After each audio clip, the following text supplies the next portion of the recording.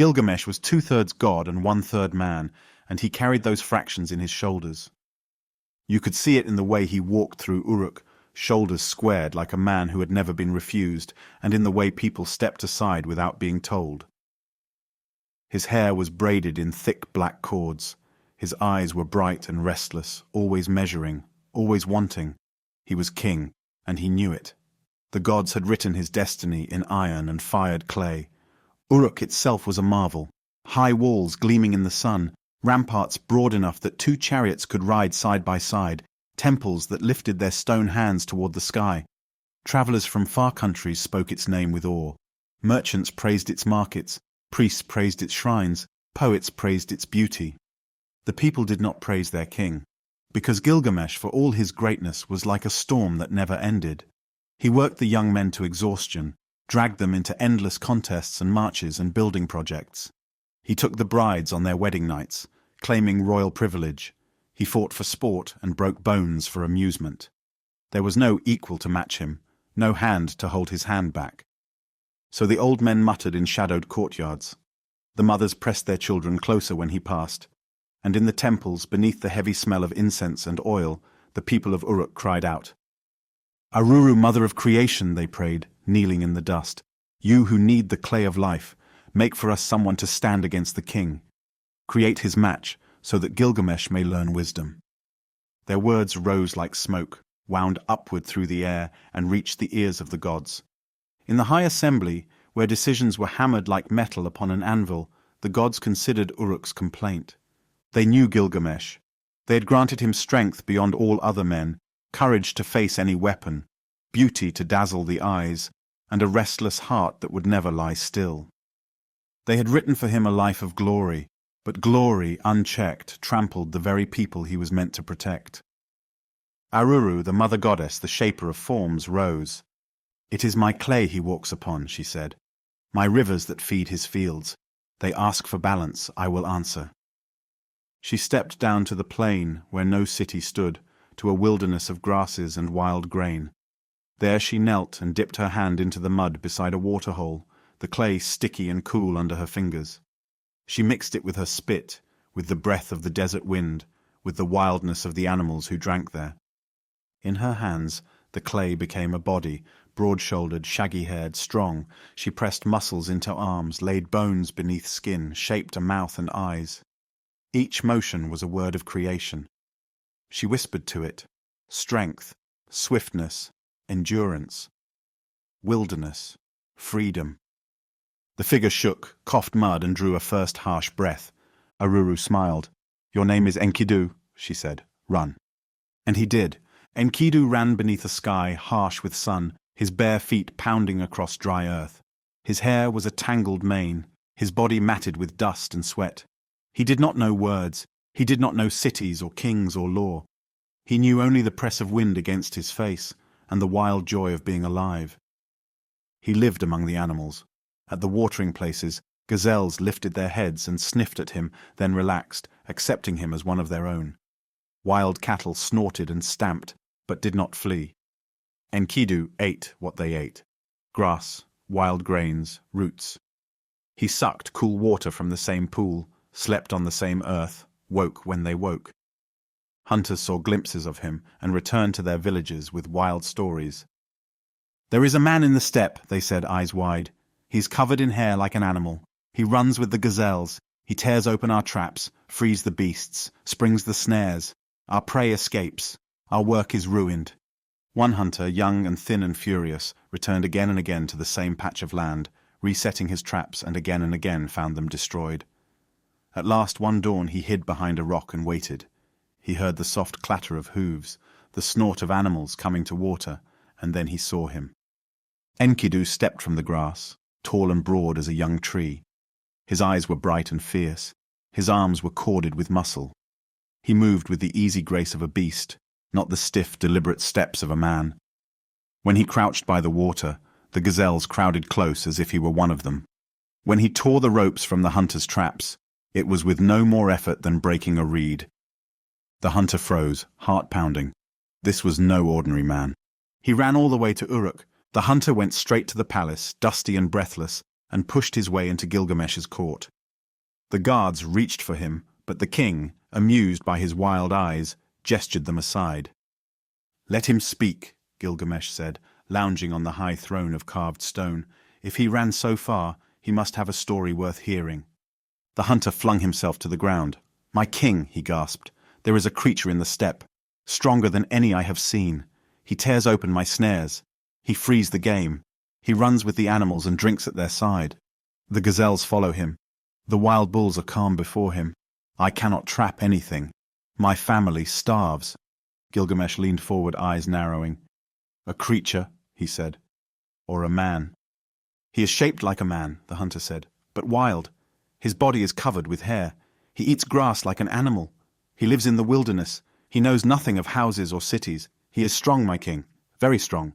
Gilgamesh's interest sharpened, like steel at a grindstone. Here, perhaps, was the equal the gods had made for him, though he did not know that yet by name. "We'll not catch him with nets," the king said slowly. "If he lives among the beasts, he must be drawn away from them." He turned to his advisers, to the elders of the city who stood at the edges of the hall, their faces lined with worry. "Bring Shamhat," one of them said quietly. "The temple woman. Send her to the steppe." Gilgamesh nodded. "Yes," he said, "bring her."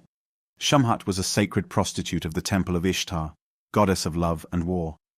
She was accustomed to rituals, to joining flesh and prayer, to binding men to the city and the gods.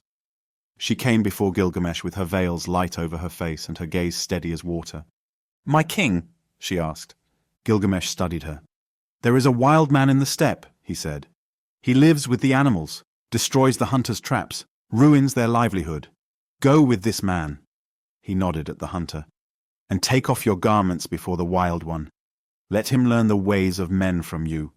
When he has known you, the animals will reject him, and he will follow you. Bring him to Uruk." Shamhat listened without flinching. Missions from kings and gods were not so different in the end. "I will go," she said simply. They traveled for days, following the hunter's footsteps back out of the city, past the fields, into the wild grasses where the sky felt bigger and the wind harsher. At night they slept by small fires. Shamhat listened to the hunter's description of Enkidu, of his strength and speed, and wondered what kind of man the gods had shaped. At last they came to the waterhole where the traps had been broken, where the mud showed the prints of many animals. The hunter pointed. "This is where he comes," he whispered. "We must wait." They hid behind a thicket of reeds. The sun climbed, burned, sank. In the late afternoon the animals began to appear. Gazelles came first, delicate and nervous, their hooves whispering on the dust. Then wild sheep and goats, and then Enkidu. He strode into view as if he owned the earth, hair tangled, beard thick, muscles moving beneath sun-darkened skin. His eyes were wary, more animal than human. He knelt beside the pool and drank, water dripping from his chin. Shamhat saw how the gazelles leaned against his side, unafraid. Her breath caught. This was no simple hunter or shepherd. There was a gravity to him, a presence. The gods had touched this man. "Go!" the hunter hissed. "Before he leaves!"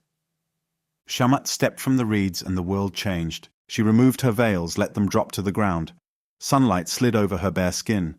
The animals startled and scattered, eyes rolling. Enkidu jerked upright, water running down his chest, and stared. He had never seen a human woman before. He had never seen a human face that looked back at him with such open invitation, such knowledge. Shamhat walked toward him, slow and unafraid. She reached out and touched his arm. Her hand was warm. Enkidu shivered. "Come," she murmured. "Lie with me." They lay together in the grass for 6 days and 7 nights, the sky wheeling above them, the animals watching from the edges of the clearing with wide, puzzled eyes, before finally drifting away. Enkidu lost himself in her touch, her scent, the rhythm of their bodies. The wild ran through him, but so did something new, a strange, aching tenderness, a sense that there was more to living than running and feeding. Afterward, he lay with his cheek on Shamhat's thigh, listening to the steady drum of her heart, and felt the wide emptiness of the steppe in a new way, as loneliness. When he rose to follow the animals, they shied away. The gazelles, who had once crowded close, bolted in alarm. The wild cattle pawed the ground, snorting, then turned and fled. Enkidu ran after them, calling out in wordless sounds, but they did not come back. His legs were heavy, his body felt slower, weaker. He returned to Shamhat, bewildered and breathing hard, his chest tight with a feeling he had never known. "They have left me," he said hoarsely. The words were clumsy in his mouth. He had learned them from her over their days and nights together, the way a child learns. "Yes," Shamhat said gently. "You are not of them anymore. You are of men now." She cupped his face, turned his gaze toward her. "Come with me to Uruk," she said. "I will show you great walls and high towers, markets filled with grain and oil, music and dance and sweetness. You will eat bread baked in ovens and drink beer from cups. You will wear garments and live in houses. You will meet Gilgamesh, king of the city. You will be like a man." "Gilgamesh," Enkidu repeated. The name was sharp, like flint. "Who is Gilgamesh?" "He is the one the gods made strong," Shamhat said. "He rules Uruk. The people love and fear him. There is no one like him in all the world." Enkidu frowned. Something stirred in him, a challenge he could not name. "If he is strong," he said slowly, "I will be his equal." Shamhat smiled inwardly. The god's purpose was unfolding like a scroll. "Come," she said, offering her hand. "I will lead you." And Enkidu, leaving the wilderness behind with every step, followed. The road to Uruk was long. Enkidu stumbled at first, unused to walking such distances without breaking into a run, unused to thinking of direction as anything but wherever the wind pushed him. Shamhat taught him the names of things: road, village, field, plough, house. She taught him how to eat bread, how to drink beer without coughing, how to sit at a table and use his hands with restraint. She taught him the stories people told, of gods and kings, of the city walls, of the great temple of Ishtar. He listened, eyes narrowing, when she spoke of Gilgamesh. "He is strong," she said. "No man can stand against him in battle. He runs faster than anyone. He does what he pleases. The people complain, but they also glory in him. He is like a lion in the streets." Enkidu's jaw tightened. He vaguely remembered a time before Shamhat, when he had been entirely wild, when the wind itself seemed to speak to him. In that hazy memory, there was a feeling of purpose. He clung to it now. "He will not do as he pleases when I am there," Enkidu said. Shamhat glanced at him, weighing his words. "Perhaps," she said, "perhaps that is why you were made." When at last they crested a low rise and saw Uruk spread out before them, Enkidu stopped dead. The city was like a stone crown upon the earth. Its walls rose high and thick, gleaming with sun-baked brick. Towers pricked the sky. Smoke curled from countless hearths. The sound of it, voices, wheels, hooves, laughter, cries, washed over them in a great wave. Enkidu's chest ached. Shamhat watched his face. "This is Uruk," she said softly, "the place of your destiny." He swallowed. "Take me to Gilgamesh." In Uruk, Gilgamesh had dreamed. He woke with his heart hammering, sweat cooling on his chest, despite the soft breeze from the open window. Dawn light was just beginning to pale the sky. He called for his mother. Ninsun, wise cow of the gods, was both queen and priestess, her wisdom a deep well the city drew from. She came to his chamber with her hair loosely bound, eyes still soft with sleep, though she hid her weariness. Her son stood in the middle of the room, tense, like a bow drawn and not released. "Mother," Gilgamesh said, "I have had a dream." "Then tell me," Ninsun replied. "Let me see what the gods have whispered." Gilgamesh paced, then forced himself to stillness. "In my dream," he said slowly, "a great meteor fell from the sky. It crashed to the earth outside the city, and I went to it. It was heavy, I could not lift it, though I am stronger than any man. All of Uruk gathered around it. They shouted and rejoiced. I put my forehead against it, as one does to a bride, and I loved it as I love my own self, but I could not move it." He looked up at her, eyes hot. "What does it mean?" Ninsun's gaze went distant for a moment, following threads of meaning only she could see. Then she smiled faintly. "This thing that has fallen from heaven," she said. "The people rejoice in it. You love it like a bride, and it is your equal in strength. It is a companion the gods are sending you, one who will temper and challenge you. You will embrace him as a brother." Gilgamesh frowned. He was not accustomed to equals. "A brother," he repeated. "My equal." "Yes," Ninsen said. "The gods have heard the cries of Uruk. They will not leave you alone in your strength." Gilgamesh did not answer. But somewhere deep inside, a restless part of him, the part that no arena or conquest could satisfy, stirred with something like hope. That same day, in the dusty streets of Uruk, a wedding procession wound its way toward a new house. Musicians played drums and flutes. Women ululated. The bride, veiled and adorned with garlands of flowers, walked with careful steps. The groom beside her was bright-eyed and proud. Everyone knew what would happen next. It was tradition twisted into a wound. Before a husband lay with his wife, the king went to her bed. Gilgamesh claimed the first night. Some hated it. Some accepted it with clenched teeth. Some saw it as inevitable, part of the way the world was. But no one had ever stood against it, until Enkidu. He and Shamat had entered the city that morning, marveling at the crowds, the smells, the dizzying crush of bodies and noise. Enkidu's senses spun. He wanted to run, to climb the walls, to shout. He also wanted to punch anyone who came too close. Everything was too much. "Easy," Shamhat told him, touching his arm. "Breathe. We will go to the temple. You will meet the priests. We will—" Drums cut through her words. The crowd shifted. Someone shouted, "Make way! Make way for the king's right!" Shamhat stiffened. Enkidu turned to see the procession approaching, the bride, the groom, the musicians. Behind them, the royal guards clearing a path. At the end of that path, walking unhurriedly, utterly assured, came Gilgamesh. He wore a cloak of fine wool, heavy with decorated fringe. His arms were bare, muscles smooth and powerful. Dews and gold glinted at his wrists and throat. His eyes moved over his people with a mixture of pride and careless possession, like a man looking at fields he owned. Enkidu stared. So did Gilgamesh, though he hid it. The wild man stood taller than most, hair thick around his shoulders, chest broad as a door. There was something untamed in his stance, some deep-rooted strength that did not bend to city walls or kings. But Gilgamesh moved on. The bride must be taken to the bedchamber. Tradition must be satisfied. Enkidu heard someone whisper to Shamhat, explaining what was happening. The king going to claim the bride. Enkidu's hands curled into fists. "He takes the bride from her husband," he said sharply. "It is the custom," Shamhat murmured, eyes on his face. "Custom," Enkidu spat. "That is not justice." He stepped forward. As the crowd fell back to let Gilgamesh pass, Enkidu went the other way, pushing toward the doorway where the bride would be led. His presence rippled through the people like a stone dropped into water. The guards moved to stop him, and bounced off, sent stumbling by the sheer solidity of his body. Gilgamesh looked up, annoyance flaring. The path was blocked. Enkidu planted his feet in the doorway. "You shall not pass," he said. The words were simple, but the weight behind them stopped everyone cold.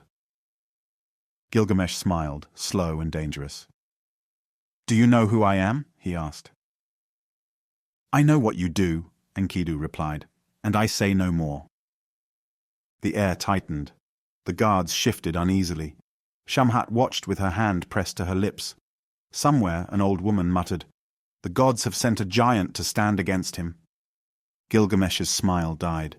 He moved. He was on Enkidu in a heartbeat, grabbing for his arm, intending to fling this insolent stranger aside as he had done with so many men before. But Enkidu did not move. His body was like a rooted tree. Gilgamesh's expression flickered with surprise. He shifted his weight, tried a different hold. Enkidu responded in kind, instincts honed by wrestling wild animals, their hands locked, their shoulders strained. The doorway groaned around them as they smashed against it, splinters flying. The crowd gasped and roared. They had never seen anyone match the king like this. Enkidu grappled Gilgamesh, trying to pin him. Gilgamesh twisted loose, swinging them both into a wall. Dust rained down. A clay jar shattered. Someone screamed and then laughed hysterically. They crashed into the street, kicking up dirt, their bodies surging and flexing, each testing the other. Gilgamesh grunted, teeth bared. Enkidu growled, a sound more beast than man. Sweat ran in rivers, muscles bunched and slid. The ground shook with their struggle. Again and again, Gilgamesh tried to throw Enkidu. And again, the wild man bore his weight, countered his movement. Enkidu tried to crush him. And Gilgamesh slipped, shifted, refused to fall. They were evenly matched. At last, with a massive effort, Gilgamesh feinted and caught Enkidu off balance, driving him down. Enkidu hit the ground hard, breath exploding from his lungs. For a moment, Gilgamesh loomed over him, triumphant, chest heaving. Then he stepped back, laughing, and extended a hand. Enkidu lay staring up at him, stunned not by the fall but by the laughter. This was not the cruel, careless monster he had imagined. There was joy in Gilgamesh's face, relief, recognition. Enkidu reached up and clasped his hand. Gilgamesh pulled him to his feet. They stood swaying a little, bruised and breathing hard, looking at one another as if into a mirror that showed not the face but the soul. "You are strong," Gilgamesh said. "So are you," Enkidu replied. A smile curled the corners of the king's mouth. "Brother," he said, tasting the word Ninsen had used in his dream, "come with me." And Enkidu, feeling something shift in his chest, said simply, "Yes." The wedding procession forgot its fear. The bride and groom slipped away together. The people of Uruk murmured to one another, perhaps things would be different now.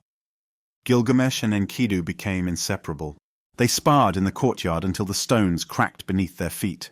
They raced through the streets, laughing, their shadows long on the walls. They hunted together beyond the fields, brought back game so heavy that lesser men staggered under it. The people watched them with a mixture of awe and gratitude. Gilgamesh's roughness softened. His constant need to prove himself found a worthy outlet. For the first time, he was not alone in his strength. And yet, because he was still Gilgamesh, his heart soon hungered for more than sport and daily power. His gaze turned outward, toward the world beyond Uruk's walls, toward deeds that would echo after his death.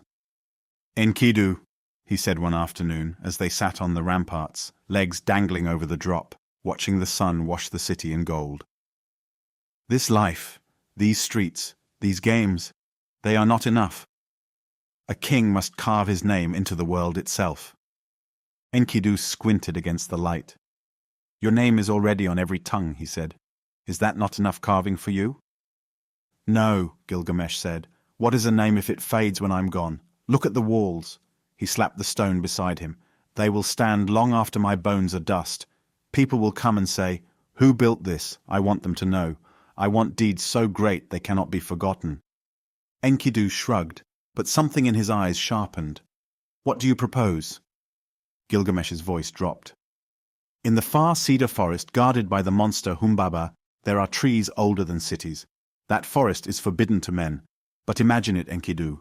We go there, we face the guardian, we cut down the cedars and bring them back to Uruk. We will build new gates, new temples, new palaces. Our names will be in the mouths of future kings." Enkidu stiffened. The cedar forest lived in the oldest stories, the ones even the animals whispered without words. Humbaba was no mere beast. He was a terror of roaring wind and blazing eyes, set there by the god Enlil to guard that sacred place. Enkidu, shaped from clay and wilderness, knew this in his bones. "No," he said flatly. "It is a taboo place. Humbaba's roar is a flood. His mouth is fire. His breath is death. To go there is to die." Gilgamesh's eyes flashed. "Are you afraid?" "Yes," Enkidu said. He had learned honesty from the open plain. "I am afraid, and you should be also." Gilgamesh stood, pacing. "What is the point of life, brother, if we do nothing with it? Are we to grow old in comfort, weak and useless? The gods gave us strength for a reason. They do not send cowards into the songs of bards." Enkidu hesitated. He could see as clearly as the line of a horizon the path before them, danger, blood, the god's anger. And yet he also knew the fire in Gilgamesh's heart, that burning need for meaning, and felt its reflection in himself now. The clay Aruru had needed was not meant for a quiet life. At last he sighed. "If you go, I will go," he said. I will not let you face the monster alone, but we must prepare, and we must seek the gods' favor, or we are fools." Gilgamesh grinned, fierce and bright. "Then let us be well-armed fools." They went to the craftsmen of Uruk and ordered weapons the city had never seen: axes with blades of gleaming metal, swords that could shear through tree and bone, shields thick and broad. The smiths labored day and night, hammering and quenching, the fire of their forges a reflection of the fire in Gilgamesh's eyes. The elders of the city, when they heard of the plan, wrung their hands and tore at their beards. "Stay," they begged Gilgamesh. "You are the shepherd of your people. Do not throw yourself away on a monster in a far forest. Humbaba is Enlil's creature. To attack him is to provoke the wrath of the gods." Gilgamesh listened, but his jaw was set. "I have weighed your words," he said, "and I have weighed my heart. I will go. Better a short life full of glory than a long life of nothing. Uruk has its walls and its people. It will endure. I must seek a name that endures with it." They turned to Enkidu, hoping reason might be found there, but he only said, "I will not leave my friend." Before they left, Gilgamesh went to his mother. Ninsun received them in the temple courtyard, where incense curled up in lazy streams, and the sound of distant chanting hung like a veil over the air. She was dressed in priestly robes, her hair adorned with small horns to show her divine connection. Her eyes, when she saw them, were full of both pride and fear. "My son," she said, "you who are 2/3 god and 1/3 man, why do you seek this peril?" Gilgamesh knelt before her. "Because I must, mother," he said simply. "I cannot be less than what I am." She sighed and laid her hand upon his head. "Then I will ask the gods to watch over you." She entered the inner chamber, burned offerings, poured out wine, and lifted her voice to Shamash, the sun god, who rides the sky by day and sees all things. "Shamash," she cried, "bright judge of heaven and earth, hear me. My son and his companion go to fight Humbaba in the cedar forest you shine upon. They seek glory, and in their youth they do not understand the weight of what they do. Be generous to them. Let your light guide them. Let the winds you command confound their enemy. Remember that Gilgamesh is your devotee." She returned with tears on her face and said to Enkidu, "You, Wild One, who are now my son also, I adopt you. From this day you are of my house. Protect him, and may the gods protect you both." Enkidu bowed his head, moved by a feeling he had no word for. Family, perhaps. Belonging. The next dawn, with the city gathered to see them off, Gilgamesh and Enkidu set out for the cedar forest. The journey took them into lands neither had seen. They crossed fields, and then the edges of desert, where heat rose in shimmering curtains from the ground. They forded rivers whose currents tugged at their legs like impatient children. At night, they camped beneath unfamiliar constellations, taking turns keeping watch, though in truth both lay awake more often than not, listening to each other's breathing and the murmur of unseen creatures in the dark.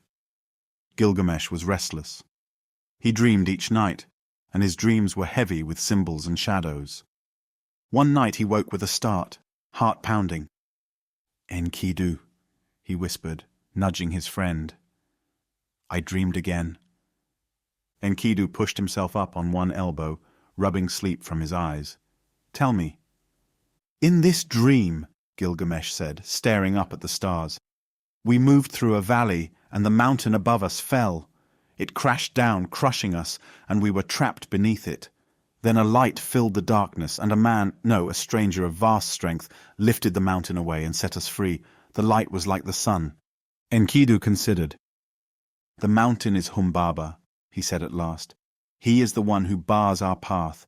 The stranger is Shamash, the sun god, who will aid us. Your dream is a promise. We will not be destroyed." Gilgamesh let out a breath he hadn't realized he was holding. "You think so?" "I know so," Enkidu said, with more conviction than he truly felt. But that was his role now, to be both shield and faith. Night after night the dreams came, of storms and fires, of bulls and wild beasts, of death and deliverance.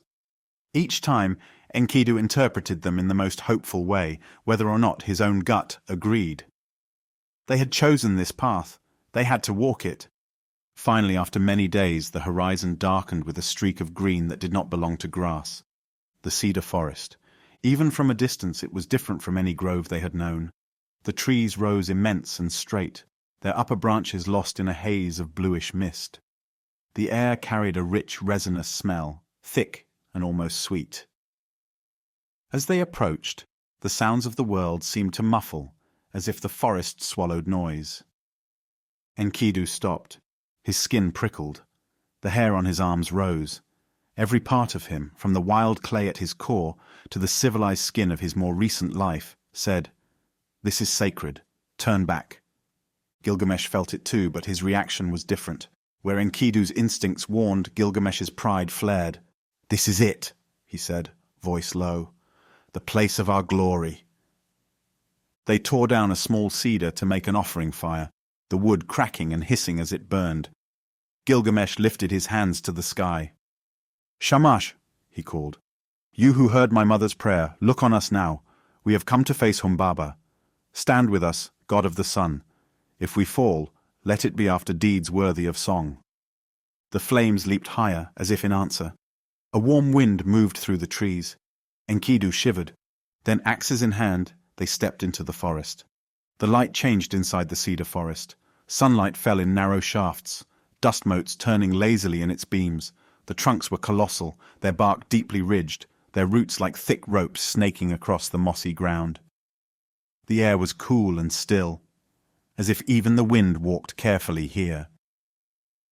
Gilgamesh swung his axe at the nearest tree, chips flying. The sound echoed strangely, swallowed quickly by the vastness around them. "Wait!" Enkidu hissed. "Do not do this so rashly. Humbaba will hear." "Let him hear," Gilgamesh said. "We did not come to tiptoe." As if called by his words, a low rumble moved through the forest. The ground vibrated under their feet. Birds exploded from the branches overhead, shrieking, and fled. A voice boomed, deep and harsh, from somewhere ahead. "Who cuts the trees of the gods?" Gilgamesh's grip tightened on his axe. "Humbaba," Enkidu whispered. His face had gone pale beneath its sun-darkness. "Brothers of the gods call him. He is the scourge of the forest. He smells us." The rumble grew louder, resolving into footsteps. Trees trembled. Branches shivered. The very air seemed to sour. Then Humbaba appeared. He was enormous, towering above them, his body thick as a tree trunk, muscles bulging. His head was something between a lion and a fire, eyes burning like coals, mouth wide and snarling, teeth like jagged stones.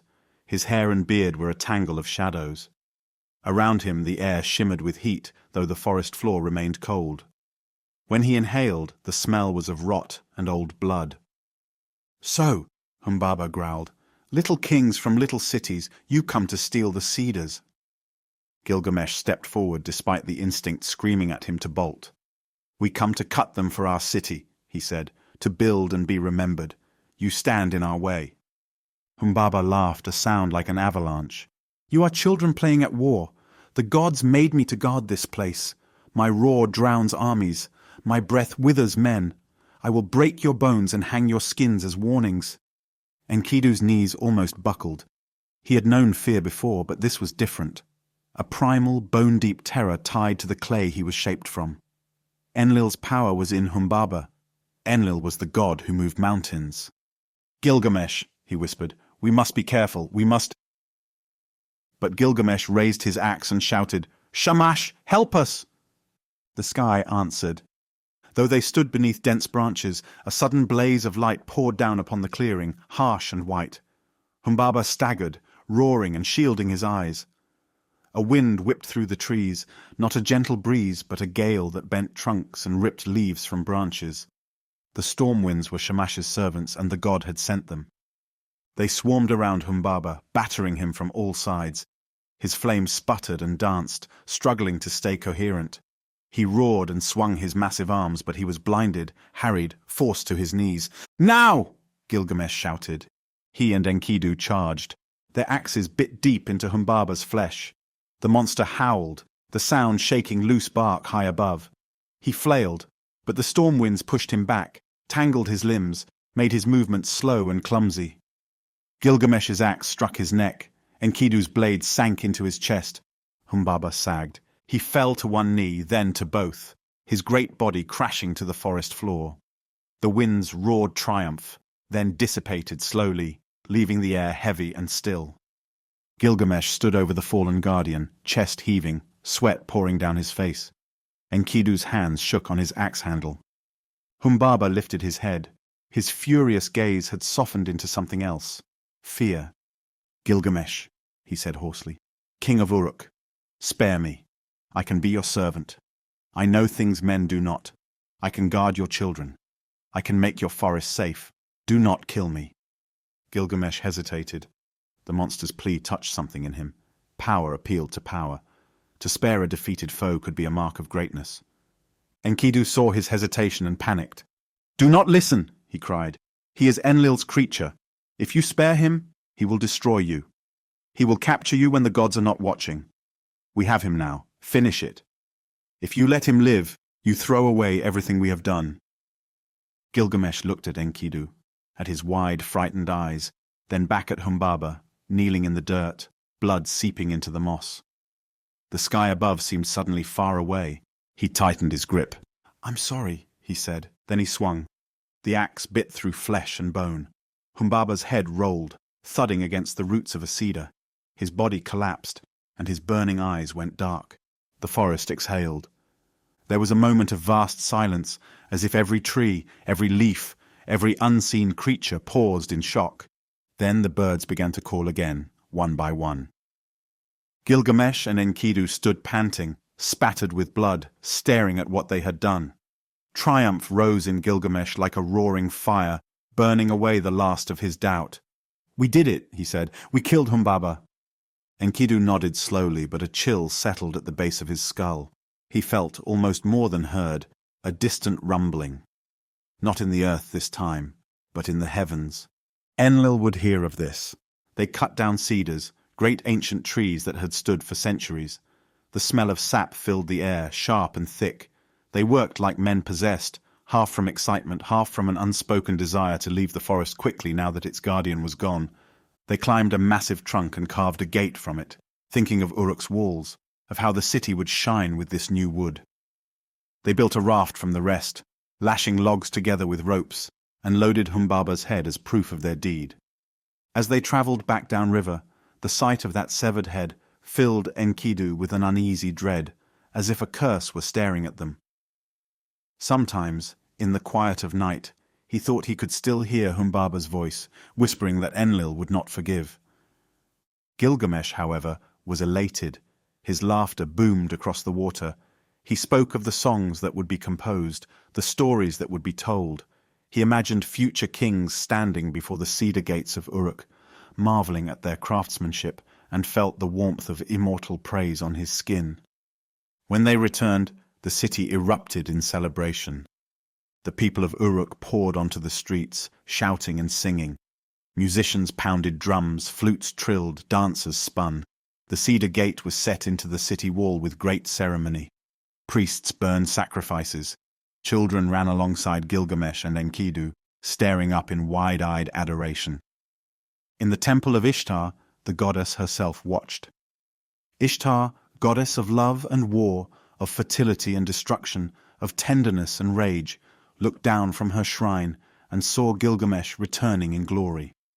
He was more magnificent than ever, battered, tanned, muscles defined by the labor of the journey. The triumph on his face was like a second sun. He had killed Humbaba, defied the gods, and lived. Power shimmered around him like a heat haze. Desire stirred in Ishtar, hot and sudden. She descended from her temple, veils shimmering, jewels ringing softly against one another, and came to stand in Gilgamesh's path. The crowd fell silent as she approached, heads bowing, bodies dropping to their knees. Gilgamesh stopped, chest rising and falling, sweat gleaming on his skin. "Gilgamesh," Ishtar said, her voice like honey poured over a blade, "you are handsomer than any man, stronger than any man, more glorious than any king. I desire you. Come, be my husband. Give me your seed. I will give you in return a chariot of lapis and gold pulled by great lions. Kings and princes will bow before you. All the world will envy you. Together we will rule love and war." The crowd held its breath. To be chosen by Ishtar was no small honor. She was fickle, yes, but powerful.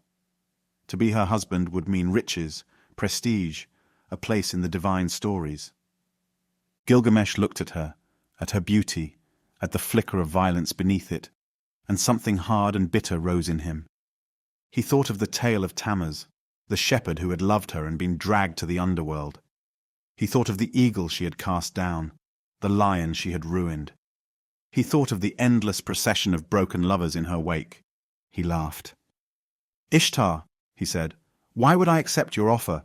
Your love is a furnace that consumes. Your past lovers cry out from the underworld. You loved the shepherd Tammuz and doomed him. You loved the lion and dug traps for him. You loved the stallion and whipped him bloody. You loved the gardener and turned him into a mole. Why should I be any different? Your love is poison."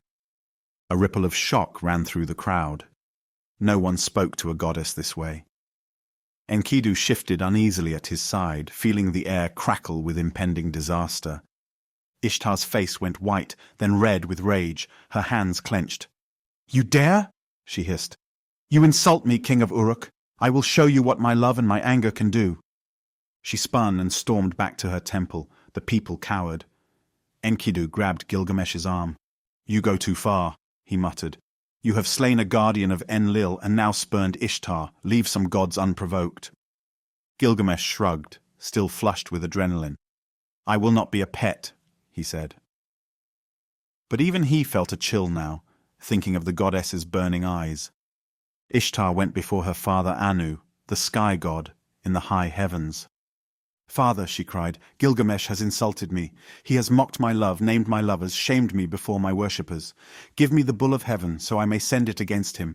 Let Uruk feel my wrath. If you refuse, I will scream so loudly that the dead will rise. I will smash the gates of the underworld and let chaos into the world." Anu, not eager for that outcome, relented. "Very well," he said. "Take the bull of heaven, but know that unleashing it will bring famine and drought. Are you prepared for that?" "I am prepared for anything," Ishtar snapped. "I want Gilgamesh broken." She took the reins of the bull of heaven. The bull of heaven was no ordinary creature. It was vast, its horns like scimitars, its breath a scorching wind. When its hooves struck the ground, cracks split the earth. Fields withered in its wake. Wells dried up. Men fell to their knees, clutching at their throats as dust filled their lungs. It descended upon Uruk like a plague. People screamed and scattered as the bull ploughed through the city, smashing houses, overturning carts, tossing men into the air like dolls. Its bellow shook tiles from roofs. Gilgamesh heard the roar and ran toward it, Enkidu at his side. They stopped at the edge of the square where the bull now stood, snorting and stamping, eyes red with divine fury. Ishtar watched from the walls, her face alight with cruel satisfaction. "Brother," Gilgamesh muttered, "this one is yours." Enkidu grinned despite himself, the old wild joy rising up. "Or both of ours." They approached the monster from opposite sides, circling warily. The bull's gaze fixed on Gilgamesh. It snorted and charged, hooves pounding, earth shaking. Gilgamesh dove aside at the last moment. The bull's horns gouged a trench where he had stood. Enkidu leaped onto its back. He gripped the creature's thick neck, muscles straining, fighting to stay atop as it bucked and twisted. The bull reared, trying to throw him. He dug his heels in, wrapped his arms tighter, felt the immense power surging beneath him. "Now, Gilgamesh!" he shouted. Gilgamesh sprang forward, sword drawn. He slashed at the bull's neck, drawing a great spray of blood. The creature bellowed, thrashing. Enkidu held on with a snarl. With a furious cry, Gilgamesh drove his blade deep into the bull's neck. It shuddered, staggered, and collapsed, the ground trembling with its fall. Enkidu leaped clear at the last second. The city fell silent. On the wall, Ishtar screamed, her rage shrill enough to peel paint. "You have killed the bull of heaven!" she shrieked. "You have slain my father's beast! Curse you, Gilgamesh! Curse you, Enkidu! May you suffer!" Enkidu, still hot with battle, picked up one of the bull's great haunch bones, heavy as a club, and shouted back, "If I could reach you, I would do the same to you!" He hurled the bone. It flew up and struck the wall near where Ishtar stood, splintering stone. The goddess recoiled, then vanished into her temple in humiliation and fury. The people of Uruk cheered wildly. They piled offerings in the streets. They danced. They sang songs of Gilgamesh and Enkidu, slayers of Humbaba, conquerors of the Bull of Heaven. They drank into the night. Only the gods were not celebrating. In the high assembly the gods gathered in a storm of indignation. "First they kill Humbaba, my appointed guardian," Enlil thundered, his voice like rolling thunder. "Now they slaughter the Bull of Heaven. These mortals think themselves our equals. This cannot stand." "They are reckless," Anu agreed. "They defy us at every turn." Shamash, who had aided them, shifted uncomfortably.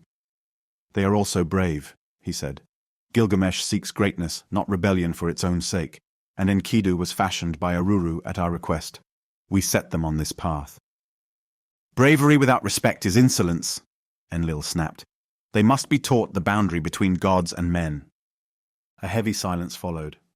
"We should kill them both," one god suggested. Shamash's eyes hardened. "No," he said. "They have done great deeds. Their deaths would send a chill through the hearts of all men who strive for anything. We are not butchers of courage."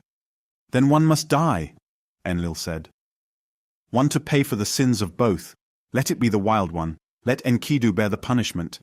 Gilgamesh will live to feel the weight of what their actions cost." Shamash opened his mouth to object, then closed it again. Even among gods, power was not equal. Enlil's word carried great weight. "Enkidu will fall ill," Enlil pronounced. "His strength will wither. He will descend to the house of dust as payment for Humbaba and the bull." None spoke the word mercy. Below in Uruk, Enkidu dreamed a dream that felt like rot. It began with the sound of wings. Enkidu, sleeping beside Gilgamesh in the palace, stirred. In his dream he saw a great black bird swoop down from the sky, its wings stretching from one horizon to the other. It screeched and seized him, dragging him into darkness. He saw himself standing before the gods, accused and condemned.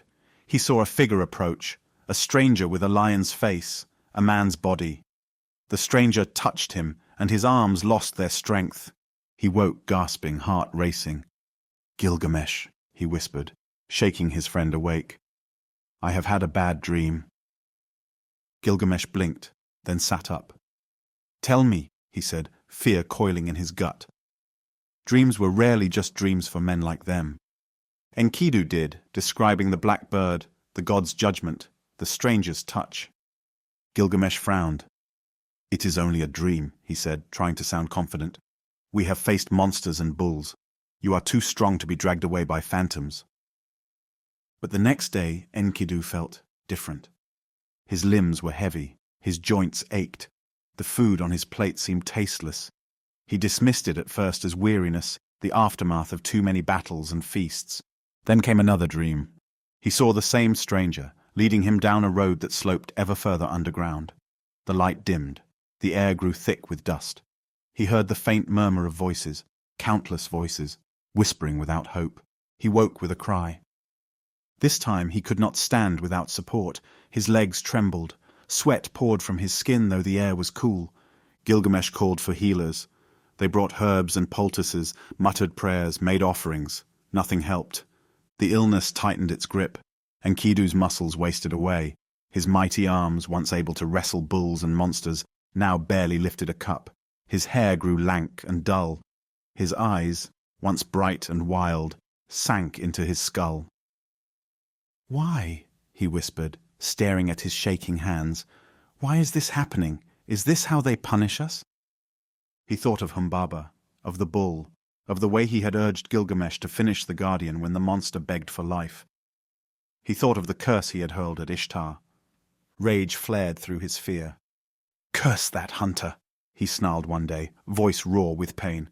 "Curse Shamhat, who took me from the animals. If not for them, I would still be running free in the wilderness. I would not know this sickness. I would not be here, dying like a dog on a floor." Shamhat, who had come with offerings and tears, flinched as if slapped.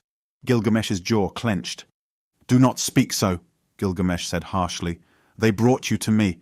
Without them, I would still be alone. We would not have shared our deeds, our glory." Enkidu glared, chest heaving. "What good is glory now?" he spat. Did it spare me? Did it make the gods show mercy? I traded the open steppe for a deathbed. Shamash's presence slipped into the room like sunlight through a crack. Enkidu, the god's voice whispered in his mind. Do not curse the woman. She gave you bread, taught you words, led you to friendship. She is not the cause of your death. You knew, when you went with Gilgamesh, that you faced dangers. You chose your path. Enkidu's anger faltered. His eyes filled with tears. He turned his face toward Shamat, who knelt beside him, shoulders shaking. I take back my curse, he whispered. May you be honored in the city. May men and women seek your company. May you never be alone.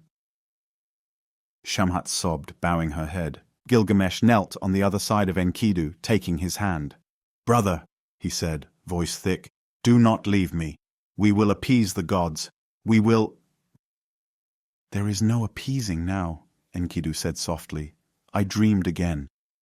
He described in a halting voice the last dream. The house of dust, the dark palace, the clay-eating dead moving like shadows, the kings of old, now nothing but servants, the priests and heroes clad in feathers, drinking bitter water. He spoke of the queen of the underworld, Ereshkigal, sitting in gloom. As he spoke, his voice seemed to grow distant, as if coming from far away. Gilgamesh's heart broke with each word. You must not go there, Gilgamesh choked. You must stay here in the sunlight with me. Enkidu smiled faintly, a ghost of his old wild grin. I do not think the choice is mine anymore, he said. Listen to me, Gilgamesh. We were fools to think ourselves beyond the reach of the gods. They will not grant you immortality because you are strong. You are still mortal. Remember that. I will find a way, Gilgamesh insisted desperately. If you die, I cannot. You will go on, Enkidu murmured. You always do. Live enough for both of us, and do not forget me. As if I could, Gilgamesh said, tears running down his face. Enkidu's grip weakened. His eyes glassed over. His chest rose and fell in shallow breaths. Gilgamesh, he whispered one last time. Then he was gone. For 6 days and 7 nights Gilgamesh refused to admit it. He sat beside Enkidu's body, shaking him, calling his name, begging him to open his eyes. He touched his chest, waiting for a heartbeat that did not come. He watched his face, expecting the slightest twitch. On the 7th day, a fly crawled from Enkidu's nostril. Something inside Gilgamesh shattered. He threw back his head and screamed, a sound of such anguish that even the stones of Uruk's walls seemed to tremble. He tore his hair, ripped his fine garments, covered himself in dust and ashes. He paced the halls like a caged lion, then flung himself on the ground beside the body again. My brother, he sobbed. My friend, you were taken before me. With you I killed monsters and bulls. With you I laughed and ate and drank. Without you the world is empty. He ordered a great statue made of Enkidu, of gold and precious stones, so that his image would stand in the city forever. He held a funeral like no other. Musicians, priests, offerings piled high, dirges sung until throats went hoarse. All of Uruk mourned. But grief was not the only thing gnawing at Gilgamesh's heart. Beneath the sorrow, another feeling slithered into him. Fear. If death could take Enkidu, strong brave Enkidu, made by the gods themselves, then it could take Gilgamesh. No strength, no courage, no glory could stand against that final hand. The thought haunted him. He saw Enkidu's still face in his dreams, heard his voice echoing in his mind. You are still mortal. Remember that. Gilgamesh could not bear it. He left Uruk. He walked away from the city he had built, the people he had ruled, the walls he had gloried in. He walked in animal skins, hair unkempt, face gaunt. He wandered the wild places, through thorns and rocky wastes, drinking from stagnant pools, eating what he could find. He sought one thing, Utnapishtim. Utnapishtim was a whispered name, a legend older than Uruk's stones. The story said he was a man who had survived the great flood the gods once sent to destroy humanity, and that they had granted him and his wife eternal life, placing them at the mouth of the rivers, far from mortal habitation. He alone knew the secret of immortality. If anyone could help Gilgamesh escape Enkidu's fate, it was Utnapishtim. Gilgamesh asked every wise man he met, every hermit, every priest in lonely temples, "Where is Utnapishtim?" Most only shook their heads or made warding signs, afraid to speak of such things. At last, in a desolate place where no city smoke smudged the sky, he met a man who had heard the name. "Utnapishtim lives beyond the twin mountains of Mashu," the man said, his eyes unusually clear. "Mountains whose peaks touch heaven and whose roots drink from the underworld. The road through them is the road the sun himself takes each night. No mortal has passed through and returned. Scorpion men guard the gate. Turn back, king of Uruk. Even your great strength will not carry you there." Gilgamesh only tightened his animal skin around his shoulders. "I will not turn back," he said. "I will find Utnapishtim, or die on the way. What is a king who fears death more than defeat?" He walked on. He came at last to the twin mountains. They rose like black teeth against the horizon, their slopes steep and jagged, their peaks lost in swirling cloud. The air at their base was heavy, as if weighed down by the passage of ages. The ground shook faintly with a vibration that never quite stopped, the pulse of the sun's daily descent. At the narrow cleft that marked the entrance to the mountain tunnel, two figures stood. They were half human, half scorpion, bodies like muscular men, but with tails that arched over their backs, barbed and ready. Their faces were stern, their eyes glowing with an inner fire. Their mere presence radiated ancient, terrible strength. Gilgamesh swallowed hard and approached. The scorpion man nearest him turned his head.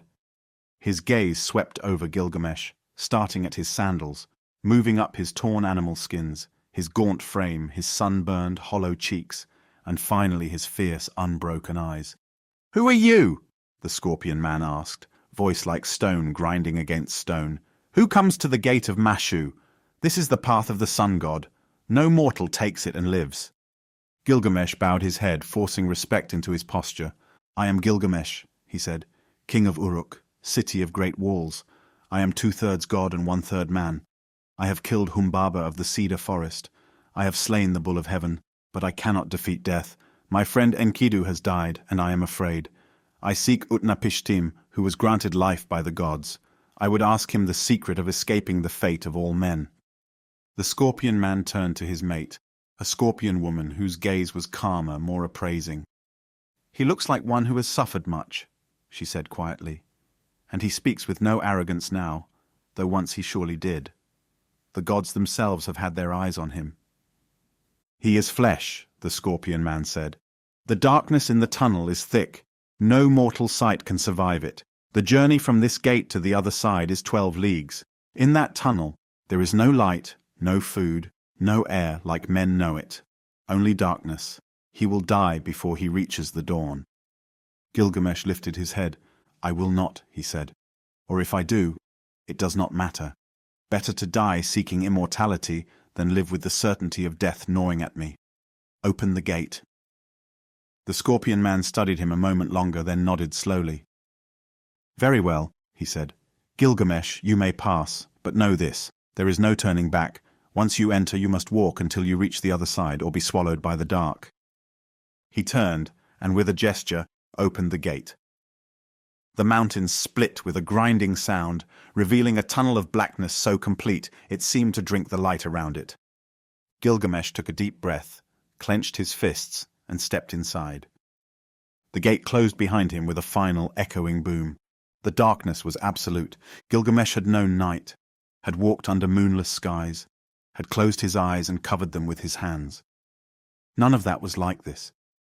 This was a darkness that pressed against his skin, that swallowed his breath, that made him unsure where his body ended and the air began. He could not see his own hands. He could not see the ground beneath his feet. He could only feel it, rough and uneven, under his sandals. He walked.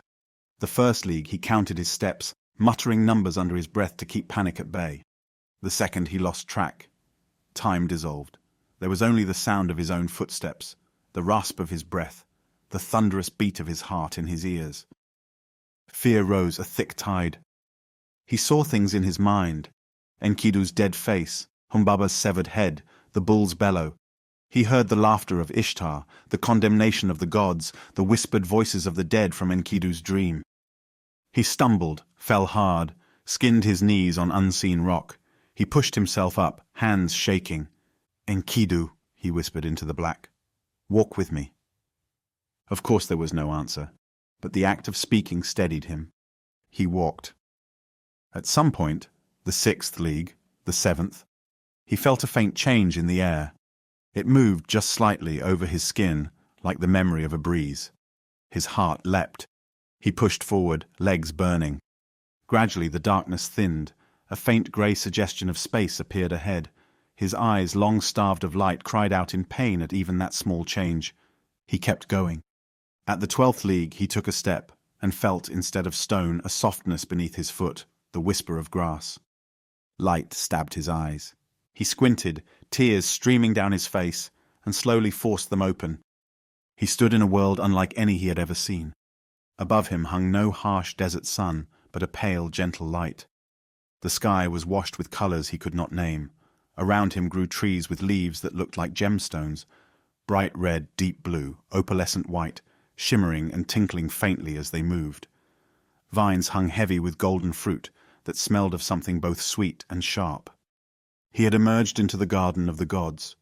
Gilgamesh stared, dazed. He touched one of the gem leaves. It chimed softly. He picked up a stone from the ground. It was not a stone at all, but a nugget of shining lapis. He laughed, a small, shocked sound. After the crushing darkness, this place felt unreal, like a dream. But he could not stay. Beyond the garden lay the sea. It was not like the rivers he knew. It stretched to the horizon in all directions, heaving and glittering under the gentle light. Its colour shifted from deep green to silver to an almost black blue. The air above it smelled of salt and distance. On its shore, tucked among the rocks, was a small tavern. Gilgamesh stared. Smoke rose from its chimney. The sound of clinking cups floated out. For a moment, the sheer normalcy of it in this otherworldly landscape made him want to laugh again. He approached. Inside, a woman in simple garments of woven reed and wool wiped cups with a cloth, her movements bored and precise. Her hair was tied back, but a few strands escaped to curl around her face. Her eyes were sharp, taking in everything. This was Siduri, alewife of the gods. She looked up as the door creaked. Her hand tightened on the cup. She saw a wild figure in torn skins, hair tangled, beard untrimmed, eyes hollow, cheeks gaunt. She saw a man who looked more like a beast than a king. She reached for the bolt on the door. "Who are you, stranger?" she demanded, fear and suspicion in her voice. "Why do you come here, where only gods walk? If you come one step closer, I will bar the door and call for the watchman." Gilgamesh raised his hands, palms outward. "I am Gilgamesh," he said, "king of Uruk, 2/3 god, 1/3 man. I am not your enemy." Siduri narrowed her eyes. "Gilgamesh, the king who built great walls. You do not look like a king. You look like a man chased by demons." "I am chased by something worse," Gilgamesh said. "By death." He stepped closer, slowly. "My friend Enkidu has died. I have seen his face in stillness. I have seen the fly crawl from his nostril. My own death waits for me, and I cannot bear it. I have come through darkness, through the tunnel under Mashu, to find Utnapishtim, the one man granted eternal life. I would ask him how to escape the fate of all men." Siduri sighed and set the cup aside. "You are like all mortals who have looked too closely at the end," she said. "Listen to me, Gilgamesh. The gods created man and allotted to him death. They kept life for themselves. Your fate is to live, then die. So enjoy the feast while it lasts. Eat good food, drink sweet beer, dance. Cherish the child who holds your hand. Take pleasure in your wife's body, dress in clean clothes. These things are the lot of men. Seeking more will bring you only sorrow." Gilgamesh's jaw clenched. "I have had feasts," he said. "I have drunk rivers of beer, taken many women, worn kingly robes. I have known all the pleasures you speak of. They did not stop Enkidu's breath. They will not stop mine. I cannot be content with crumbs when the gods dine on eternity. Tell me, Siduri, where is Utnapishtim?" Siduri studied him, seeing the desperation carved into his bones. At last she relented. "Very well," she said. "Utnapishtim lives across this sea, at the mouth of the rivers. No mortal can cross this water. Beneath its surface lies the waters of death. If you touch them, you die. Only Urshanabi, the ferryman, knows the safe passage. Then I must find Urshanabi, Gilgamesh said. Where is he? Siduri gestured down the shore. He lives among the stones, with the things that move like snakes. But do not anger him. And know this, not everyone who reaches Utnapishtim gets the answer they wish. Gilgamesh nodded. Thank you, he said, and left the tavern. Urshanabi, the ferryman, was not what Gilgamesh expected. He was not a towering figure wreathed in mystery, but a weathered man with a hard, lean face and arms roped with muscle, standing beside a strange boat. Around him lay curious objects, stones carved with odd markings, ropes, poles. He was speaking softly to something in the shallows, small, dark, writhing creatures that slipped through the water like shadows. When he noticed Gilgamesh, he stiffened. "Who are you?" he snapped. "Why have you broken my silence?" "I am Gilgamesh," came the now familiar reply. "King of Uruk. I seek Utnapishtim. I have heard you can take me to him across these waters." Urshanabi's eyes flashed. "This is no river to be crossed on a whim. These are the waters of death. One touch is the end. I use these stone charms and this boat to find a safe path. I ferry only those the gods allow. Turn back." Gilgamesh's frustration boiled over. "I will not turn back," he shouted. "I have come too far, lost too much. My friend has died. My heart burns with fear. I will not return to Uruk with empty hands and a head full of nightmares." In his anger, he kicked at the stones lying on the shore. Several rolled into the water, sinking without a trace. Urshanabi cried out, "Fool! Those stones were part of the charms that keep my boat safe. Without them, the journey is even more dangerous." Gilgamesh stared, horrified. His own temper had sabotaged his path. "What can I do?" he asked hoarsely. "Tell me how to fix this." Urshanabi rubbed his temples, muttering curses. Then he sighed. "You must cut poles," he said. "Many poles, 300 and more, each as tall as a man, stripped of branches and bark. We will use them to push the boat without touching the water with our hands. It will be hard work." Gilgamesh seized on the task like a drowning man on a rope. "I will cut them," he said. "Show me where."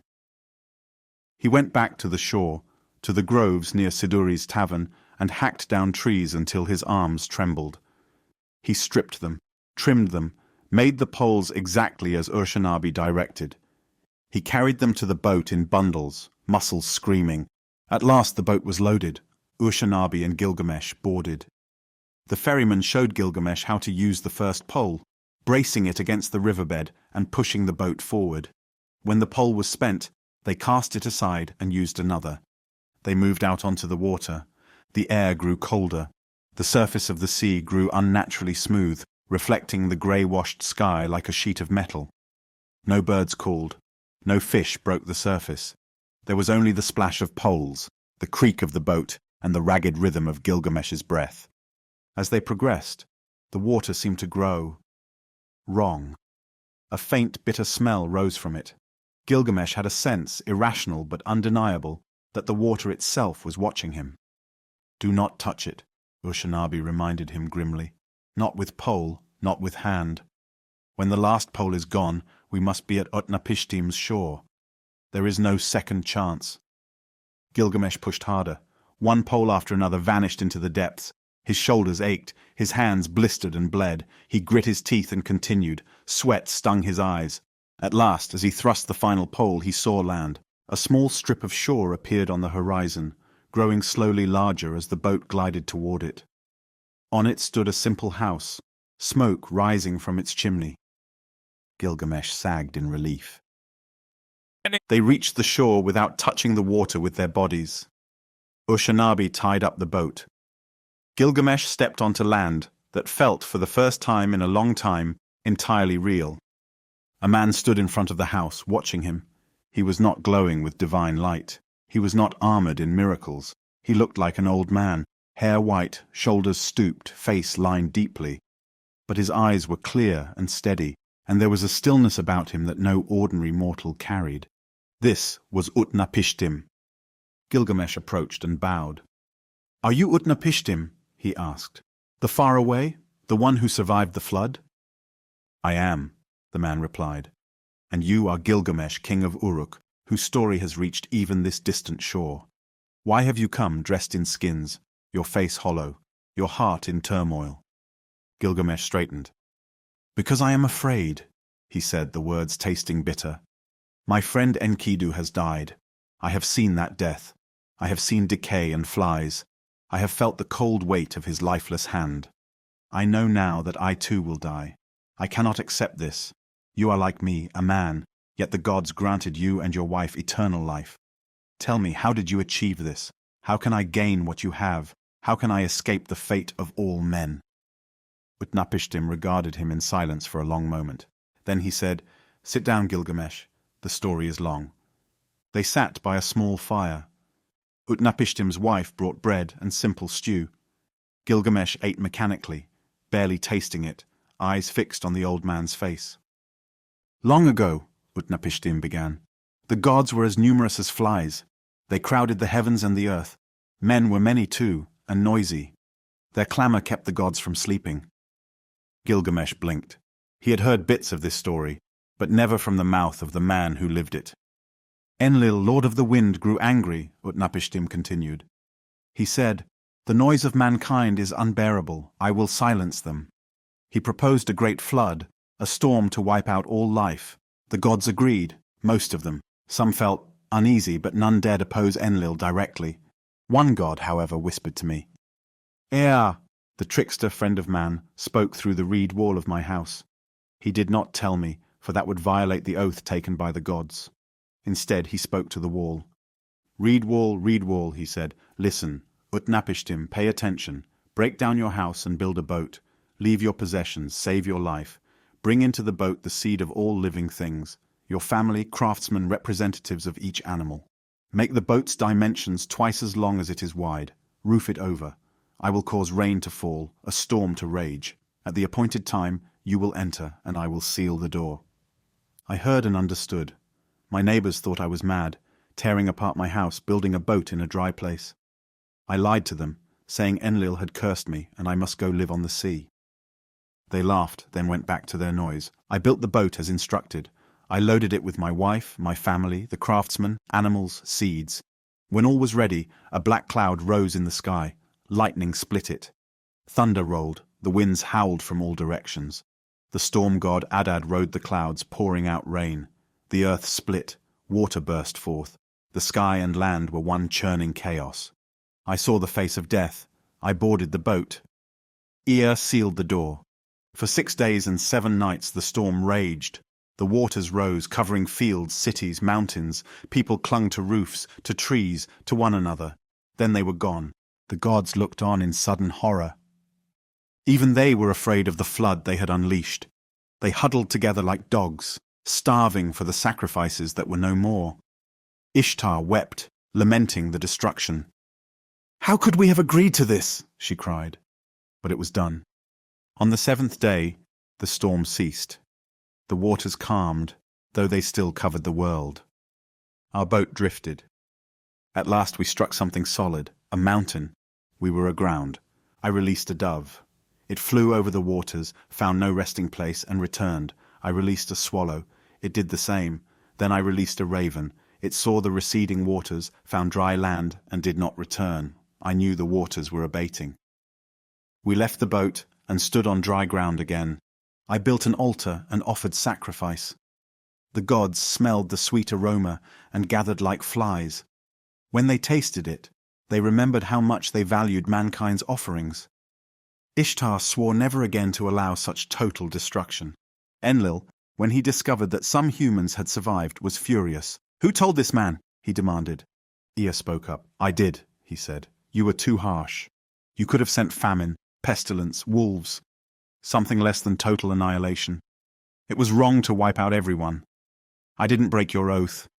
I spoke to a reed wall." Enlil grumbled, but in his heart he knew Ea was right. He approached me and my wife. He took our hands, and before the assembly of gods, blessed us. He said, "From now on, Utnapishtim and his wife shall be like us. They shall live far away, at the mouth of the rivers, immortal, as a sign and a warning." So we came here. That is the story, Gilgamesh. That is how we achieved what you see. It was not a feat of strength, it was not a test of courage, it was a moment of mercy, a decision of the gods. You cannot repeat it. Gilgamesh listened, his heart sinking. So there is no way, he murmured. No path, no task, no quest to earn what you have? Utnapishtim studied him. You have already done more than most men, he said. You have traveled through darkness, faced monsters, endured loss. You are exhausted, yet your eyes are still restless. Very well. I will test you, to show you what you are asking. If you seek life that never ends, you must first master something simple. Stay awake. Just stay awake for 6 days and 7 nights. Conquer sleep, the younger brother of death. If you can do that, perhaps you are worthy to question the boundary between man and eternity. Gilgamesh straightened. Stay awake, he repeated. That is all? That is all, Utnapishtim said calmly. Sit here. We will see. Gilgamesh sat. He had fought monsters. He had crossed deserts. He had walked through 12 leagues of absolute darkness. Sitting still should have been the easiest challenge of his life. Yet as soon as he relaxed his muscles, as soon as the immediate struggle ceased, his body remembered something it had been denied too long. Rest. His eyes burned. His head grew heavy. Memories of long, sleepless nights keeping watch over Enkidu's dying body flooded him. I will stay awake, he muttered. I will... His eyes closed. He slept. Utnapishtim watched the mighty king slump over, snoring softly. He sighed not without sympathy. Look at him, he said to his wife. He wanted eternal life, but he cannot keep his eyes open. His wife frowned. He came a long way, she said. He killed Humbaba and the bull. He has suffered. Did you really have to make the test so harsh? Could you not do something for him? Utnapishtim considered. We will prove to him that he slept, he said. Bake a loaf of bread for each day he sleeps. Place them by his head. The first will be hard, then mouldy, then stale, and so on. When he wakes, he cannot deny it. His wife baked. The first loaf, baked on the first day, grew dry and stale as the second loaf was baked. By the third day, the first grew mouldy, the second hard, the third fresh. On the fourth day, there were 4 loaves in different states of staleness. On the 6th day, 6. On the 7th, 7. Gilgamesh slept through them all. On the 7th day, Utnapishtim touched his shoulder. Wake, Gilgamesh, he said. You have slept long enough. Gilgamesh jerked awake, blinking. He looked around, confused. I only closed my eyes, he protested. For an instant, I am ready. Start the test. Utnapishtim pointed at the row of loaves. Look, he said. This one is rock hard. This one is mouldy. This one is stale. This one is dry. This one is still soft. This one is fresh. This one is warm. My wife baked one each day you slept. Count them. You have slept 6 days and 7 nights. Gilgamesh stared. He touched the loaves, pressing his fingers into their different textures. Realization seeped into him like slow poison. He had failed. If he could not master sleep, how could he hope to master death? His shoulders slumped. So, he whispered, there is truly no way. I will die, like Enkidu. My body will rot. My name may live in songs for a time, but eventually even those will fade. Utnapishtim watched him with pity. Go home, Gilgamesh, he said gently. You cannot have what the gods reserved for themselves. Rule your people well. Find meaning in the time you have. Gilgamesh rose, feeling heavier than he had coming through the tunnel of darkness. Ushanabi prepared the boat for the journey back. As they were about to leave, Utnapishtim's wife tugged at her husband's sleeve. Have a little mercy, she whispered. He came so far. Give him something, if not eternal life, then a token, a hope. Utnapishtim sighed. The gods had given him eternity, but not freedom from a wife's persuasion. Very well, he said. He called out, Gilgamesh, wait. Gilgamesh turned, eyes dulled. There is one thing, Utnapishtim said. In the depths of the sea there grows a plant. Its thorns prick the skin, but its essence is renewal. If an old man eats it, he becomes young again. You could find this plant and take it back to Uruk. You could restore your youth many times. It is not immortality, but it is a kind of victory over decay. Hope flared in Gilgamesh so suddenly that it hurt. Where is this plant? He asked. Utnapishtim pointed to the sea. At the bottom. where the water is darkest. You will have to tie stones to your feet to sink there. Be quick, for the water is dangerous." Gilgamesh wasted no time. He tied heavy stones to his feet, took a deep breath, and plunged into the depths. The water closed over his head, cold and crushing. He sank, ears roaring, vision dimming. He groped blindly along the seabed, fingers scraping rocks, his lungs screaming. Then his hand brushed something that pricked his skin. He grabbed it. He kicked hard, breaking free of the stones, and shot upward, bursting out of the water with a gasp. He dragged himself onto the shore, coughing, clutching the plant. It was strange looking, long and thorny, with a smell both sharp and sweet. Blood trickled from his pricked palms. He laughed, breathless.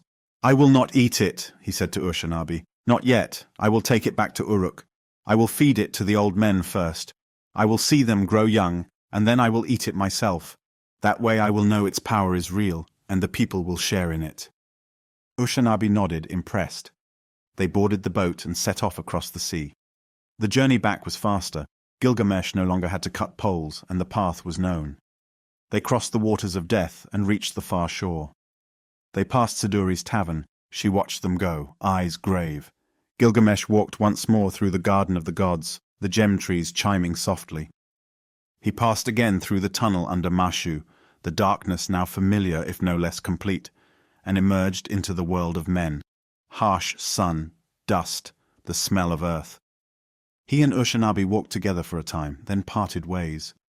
Gilgamesh, clutching the plant carefully, began the last leg of his journey to Uruk. One afternoon, exhausted from walking and from the weight of hope, he came to a clear pool. The water was cool and inviting. Reeds bent over its surface. Dragonflies flickered in the air. "I will bathe," Gilgamesh decided. "Then I will feel fresh when I enter Uruk. Then I will bring the plant to the elders, and we will taste renewed youth together." He set the plant carefully on the bank, well away from the water's edge, and stepped into the pool. The water closed around him, washing away dust and sweat. He sighed, relaxing for the first time in what felt like years. He did not see the serpent. It slid from beneath a rock, silent, drawn by the scent of the plant. Its body rippled across the ground. It tasted the air with its tongue, found the thorny stem, and wrapped its coils around it. Gilgamesh surfaced, water streaming from his hair, just in time to see the snake swallow the plant whole. "No!" he shouted, lunging for the bank. Too late. The serpent swallowed, its body bulging slightly. Then before Gilgamesh's eyes it shimmered. Its old skin split and peeled away, falling to the ground in a dry, hollow husk. From beneath emerged a sleek, shining new body, scales gleaming with health. The snake, renewed, flicked its tongue once more and slipped away into the reeds. Gilgamesh waded to shore and stood looking down at the empty skin and the disturbed earth where the plant had lain. He sank to his knees. He did not weep this time. His tears had been burned out of him. What he felt instead was a deep, weary understanding. The plant was gone.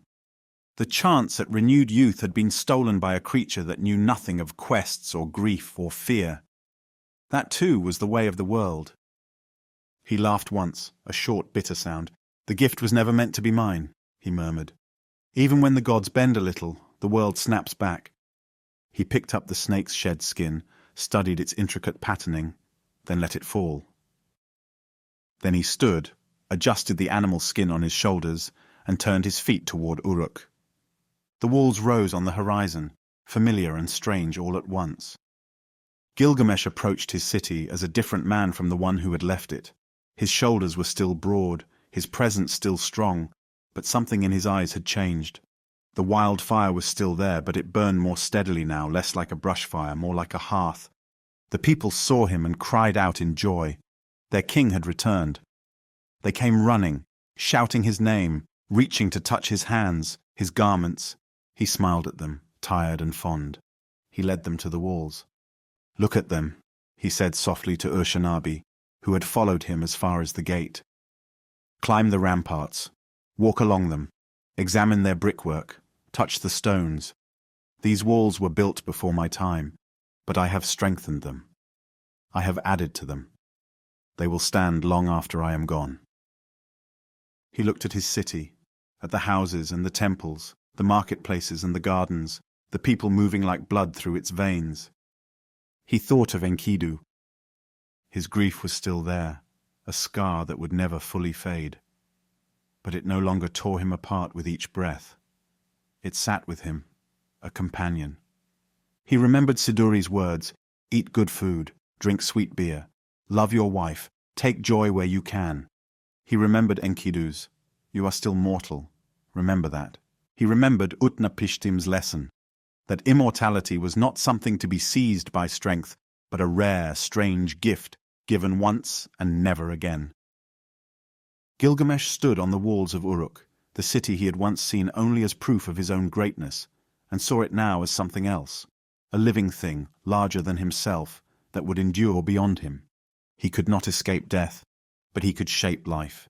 He could be a good king, he could protect his people, he could build and judge and sing and love, he could tell Enkidu's story and his own, so that others would remember, so that somewhere, in some future, someone might speak their names and understand something about being human. Gilgamesh turned to the scribe beside him, who had come to record his words. "Write this down," he said, "all of it. My arrogance, my victories, my nightmares, my failures. Write of Enkidu, who was my brother. Write of Humbaba and the bull, of Ishtar's rage, of the journey to Utnapishtim, of the plant and the snake. Let it be known that a king of Uruk sought immortality and found wisdom instead." The scribe bowed and set his stylus to wet clay.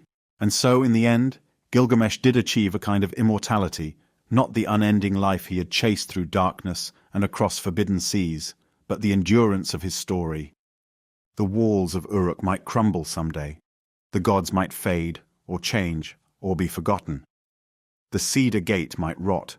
The names of other kings might vanish like smoke. But Gilgamesh's tale, carved into clay, told and retold, passed from tongue to tongue, would outlive even stone. He would die as all men do, and his story would not.